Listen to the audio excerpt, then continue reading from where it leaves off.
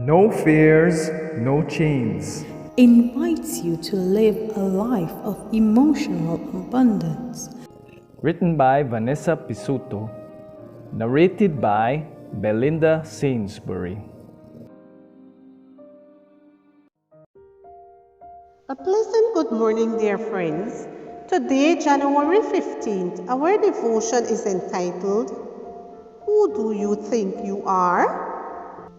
Our scripture reading is from Romans 8:16 and 17. The Spirit Himself testifies with our spirit that we are God's children. Now, if we are children, then we are heirs, heirs of God and co-heirs with Christ.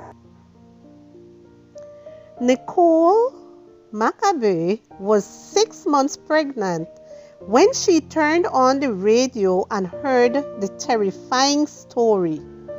The police were looking for her as a murder suspect.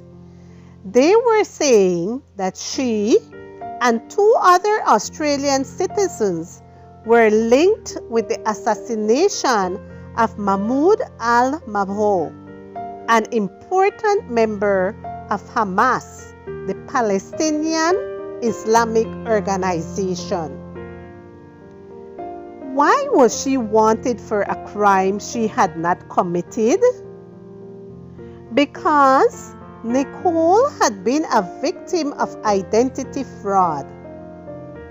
Though she still had her original passport, criminals had used her information to create a false passport and thus commit a crime in her name. Nicole was eventually exonerated when it was confirmed that the picture on the false passport was not hers, but that of a criminal instead.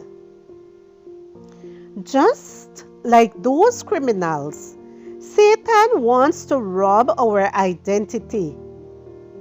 When Jesus was baptized, the Father's voice affirmed his identity. This is my beloved Son, in whom I am well pleased. Matthew 3:17. But Satan was aware of the danger he was in if he allowed Jesus to have the assurance of his identity as God's beloved Son.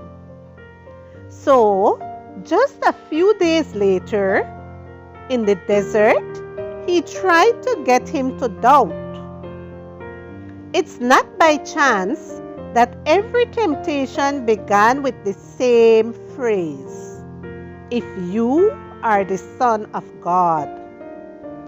The same hurtful question lurks under the surface of many temptations.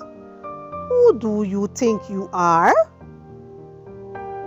But our identity is not earned, it is inherited. Our Father is the King of Kings. We are royal princesses, loved with an exuberant and eternal love. But if the anchor of our soul does not hold fast to that truth, we will spend our lives trying to prove our value as people. We will always suffer with other people's successes, comparing ourselves and competing for attention.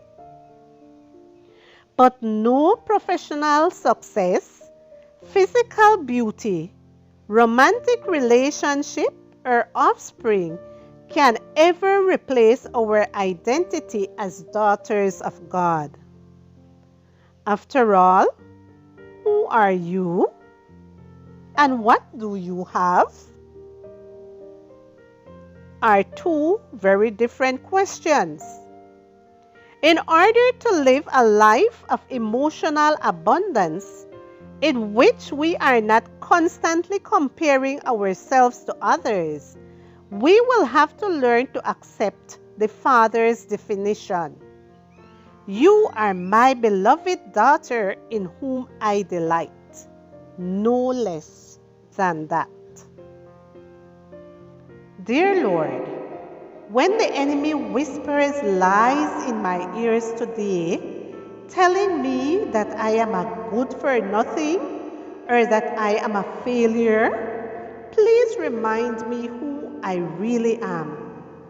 Your love for me is so strong, generous, and unfathomable that you did not spare Christ in order to save me. The Spirit Himself testifies with our spirit that we are God's children. Now, if we are God's children, then we are heirs, heirs of God and co-heirs with Christ. Romans 8, verses 16 and 17.